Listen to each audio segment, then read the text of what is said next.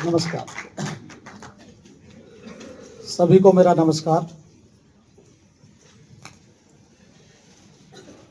हम अपनी बात कैसे शुरू करें? सबसे पहले मैं हृदय से आभारी हूं कि इस महत्वपूर्ण कार्यक्रम को आयोजित किया है। मुख्य विकास अधिकारी, एडीएम साहब, सीआरओ साहब, सभी खंड बेसिक शिक्षा अधिकारी, खंड विकास अधिकारी, ईडी साहब, टीडीओ साहब, हमारे जिला आबकारी अधिकारी और हमारे बुजुर्ग लोग, चेयरमैन साहब, पत्रकार साथी और सैनिक, पूर्व सैनिक संघ, हमारी मातृशक्ति में हमारी अधिकारीगण। मैं अपनी बात, ये बात मुझे 30 जून को करनी चाहिए थी, तो इसलिए अभी उस 30 जून की बात 5 मई कहना मेरे लिए बड़ा दुर्लभ है। सबसे पहले मैं आभार व्यक्त करूंगा। जब मैंने सेवा शुरू की, सेवा से और अब तक के बीच में जितने भी मेरे जिलाधिकारी रहे, कमिश्नर रहे, उनमें से कई लोग मुख्य सचिव के रूप में उनका आशीर्वाद मिला।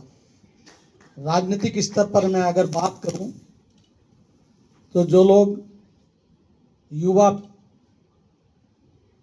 में राजनीति कर रहे थे वो आज मंत्री हैं, उनसे भी प्रेम भरा व्यवहार है। जो लोग, चूंकि हरिद्वार से सेवा किया हूं, कुंभ में साक्षी रहा हूं 98 के, साधु संतों का आशीर्वाद मेरे ऊपर शुरू से रहा है और वो किसी एक धर्म से ताल्लुकात नहीं। मैंने संतों की वाणी में जो प्रताप देखा है वो सामान्य नागरिकों से कहीं बढ़कर होता है। तो इसलिए महात्मा विदुर की तपोभूमि में पैदा होने का सौभाग्य प्राप्त है। मां शकुंतला जिनके पुत्र भरत हुए हैं, उस भरत के नाम पर ये भारतवर्ष पड़ा है, उस बिजनौर की भूमि से। कुछ लोग कह सकते हैं कि भारतवर्ष का नाम पड़ा है उस भारत की भूमि से, तो हो कुछ ऐसा भी है जो अन्य रूप में भी है, तो मैं सुल्ताना डाकू की भूमि से भी हूं। लेकिन सुल्ताना डाकू का जो मार्मिक पक्ष है वो मैंने अपने कर्म को पुस्तक में लिखा है। डाकू होते हुए भी उसने कभी गरीबों का हित नहीं किया। डाकू होते हुए भी उसके मन में हमेशा अधिकारियों के प्रति भी एक भाव था। आपने सुना होगा कि तो उस समय के कलेक्टर और एसपी थे, कई बार उसको घेर के मारने की कोशिश की।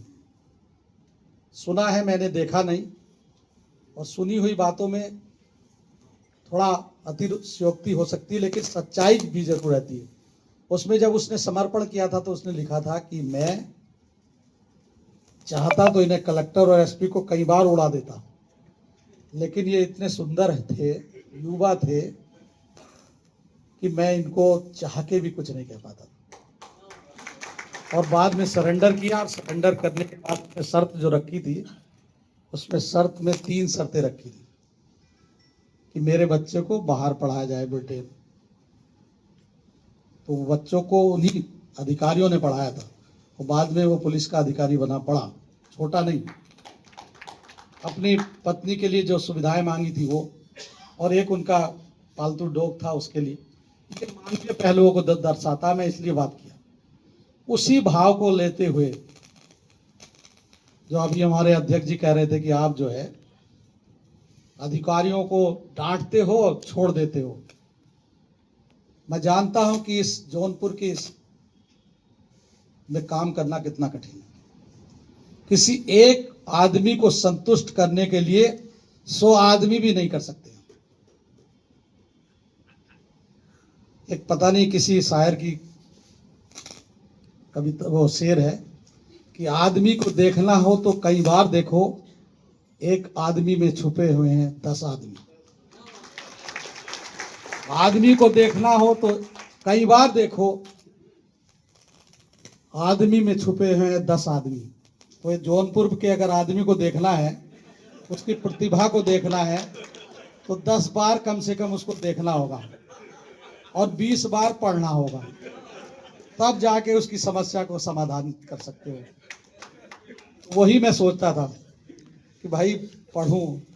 अभी प्रखर जी ने सुनाया, मेरे पास कई ऐसे जन सुनवाई में प्रकरण आते थे, और मैं आज इस खुले मन से कह रहा हूं, जो हमारे वरिष्ठ अधिकारी समीक्षा करते हैं, उस IGRS को क्लोज बटन में दाबा जाए या निस्तारण में लगा जाए।